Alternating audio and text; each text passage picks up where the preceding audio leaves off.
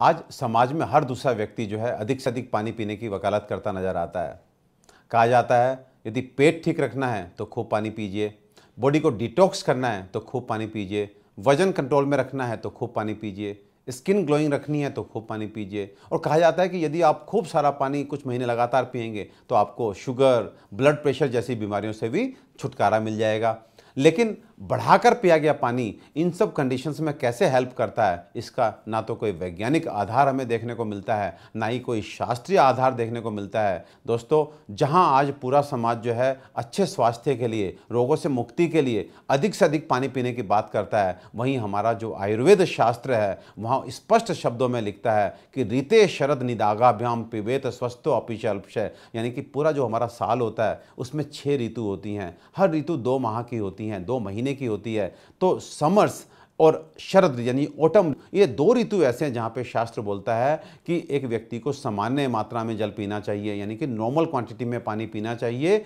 बाकी बची 4 ऋतु यानी कि 8 महीने में स्वस्थो अपि च पिबेत अल्पम, कि स्वस्थ भी अल्प मात्रा में जल का सेवन करे। तो कहीं ना कहीं बहुत ज़बरदस्त एक विरोधाभास देखने को मिलता है। जहां आज का विश्व, जहां आज का समाज अधिक से अधिक पानी पीने की वकालत करता है, वहीं आयुर्वेद अच्छे स्वास्थ्य के लिए मात्र न्यूनतम पर्याप्त मात्रा में जो है जल पीने का विधान बतलाता है। शास्त्र पुनः बोलता है अति योगेन सलीलम त्रश्यतो अपि प्रयोजितम प्रयाति पित्त श्लेष्मत्वम ज्वरितस्य विशेषतः, यानी कि प्यास लगने पर भी यदि आपने बहुत अधिक मात्रा में जल का तेजी के साथ एक साथ सेवन किया तो आपके रोग उत्पादक पित्त, कफ इत्यादि दोष प्रकोपित होकर के आपको बहुत सारी बीमारियां दे देंगे, ज्वरितस्य विशेषतः, और ज्वर के रोगी में तो खासकर। तो यहाँ पर एक बहुत गंभीर विषय उठाना चाहूँगा कि जब आज चिकनगुनिया फैलता है या डेंगू जैसे बुखार फैलते हैं तो सब तरफ से एक ही आवाज़ आती है कि पानी खूब पीजिए, पानी खूब पीजिए। मैं आपको सचेत कर देना चाहता हूं कि आयुर्वेद शास्त्र बोलता है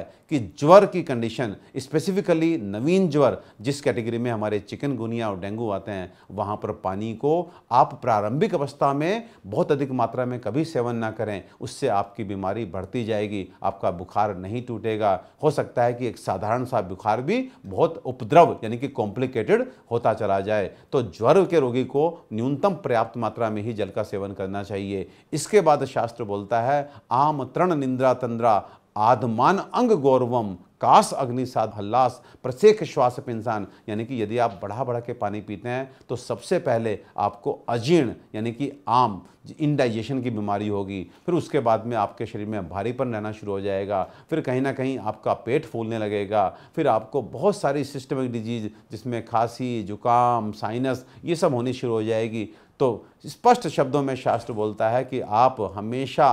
प्यास लगे तब भी संयम के साथ धीरे धीरे पानी का सेवन करें, जिससे पेट में पचता आपका जो खाना है वो पचता रहे, किसी तरह का अपच की संभावना ना बने। क्योंकि जब आप बहुत तेज़ी से पानी पीते हैं तो आपको सबसे पहले अपच की समस्या होती है, और अपच को ही पहले पेट के रोगों में कारण माना जाता है। और इसी पेट से हमारे बड़े बोलते हैं कि सभी बड़े रोगों की शुरुआत भी पेट से होती है। आचार्य चरक जो है वो स्पष्ट शब्दों में बोलते हैं पांडु उदर पीनस मेह गुल्म मंद अनल अति सारेशु प्लीह्य च तोयम नाहित कामम, ऐसा है ये पिबेत अल्पम, यानी कि पांडु के रोगी को, उदर रोग को, पीनस यानी कि साइनस के रोगी को, मेह यानी कि डायबिटीज के रोगी को, मंद अनल जिनकी अग्नि मंद हो गई, ऐसी अनेकों बीमारी में तोयम ना हित कामम, यानी कि जल बिल्कुल भी हितकारी नहीं है, ऐसा है ये पिबेत अल्पम, सहन ना हो तो थोड़ा सा पिएं। तो कहीं ना कहीं इशारा है न्यूनतम पर्याप्त मात्रा में। आचार्य सुश्रुत बोलते हैं अरोचको प्रतिशय परशेक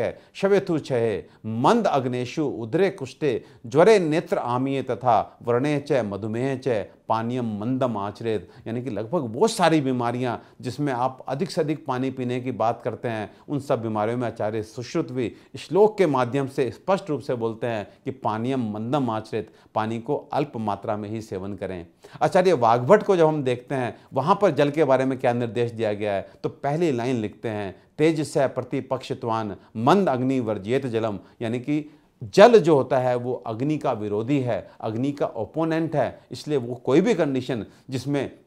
हमारी जो पाचक अग्नि है वो मंद पड़ जाती है, वहाँ पे जल का सेवन अति अल्प मात्रा में करें या न्यूनतम पर्याप्त मात्रा में करें। और यहाँ पर पुनः एक बात याद दिलाना चाहूँगा, जहाँ पे सभी शास्त्र एक मत होकर कहते हैं कि रोगा सर्वे अपि मंदाग्नियों, यानी कि हर रोग की शुरुआत हमारी जो पाचक अग्नि है, पाचक अग्नि की मंदता से ही होती है। और फिर मैं आपको याद दिलाना चाहूँगा कि पाचक अग्नि की मंदता में जल का बढ़ा करके पीना कहीं ना कहीं इस मंदाग्नि को और कॉम्प्लिकेट करेगा, और ख़राब करेगा, और मंदी करेगा, और आपकी बीमारियों को साधारण से ये एक तरह से कॉम्प्लिकेटेड करता चला जाएगा। सिंपल क्योरेबल डिजीज को भी इनक्योरेबल में कन्वर्ट करता चला जाएगा। शास्त्र बड़े स्पष्ट शब्दों में लिखता है कि केवलम स औषधम पक्वम आमम उष्णम हितम च तत् समीक्ष्य मात्राया युक्तम अमृतम विषम अन्यथा, यानी कि जल को अकेले पिया जाए, स औषधम यानी कि औषधियों से सिद्ध करके पिया जाए, पक्वम आमम उष्णम यानी पका करके पिया जाए,